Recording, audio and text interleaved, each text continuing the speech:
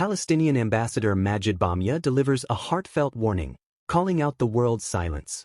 He says Palestinians are being treated like cattle, denied basic dignity and shot at while waiting for food. You treat us like cattle, being slaughtered while the world watches. This is not a conflict, it's annihilation. And he condemns Israeli attacks on aid centers as acts of inhumanity in the middle of famine. We do not want to die, we want to live, freely and with dignity. Is that too much to ask? I wonder if that peaceful settlement for the Middle East includes the independent and sovereign state of Palestine. Or again, based on the illusion that somehow there is a way to destroy the Palestinian people rather than recognize and implement its rights. We have declared very clearly that we are willing to cooperate and work closely with President Trump and the US administration, with Saudi Arabia and Arab and Muslim countries, with European and global partners to achieve peace, true and genuine peace, just and lasting peace. Let us not distort the meaning of the word.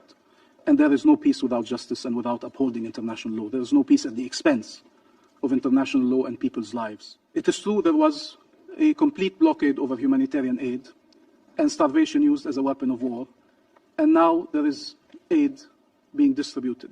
And the question is, how can you complain?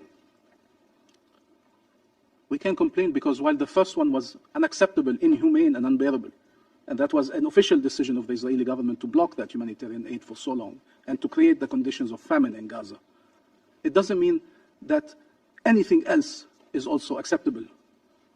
Should we not believe our eyes? Is there anyone here who's not seeing the images of thousands of people trying to get aid and getting shot at, of people being killed every day?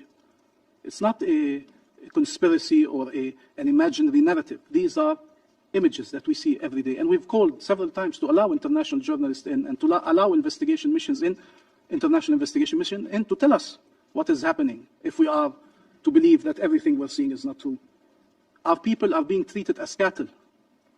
They're being shot at like animals. These are human beings.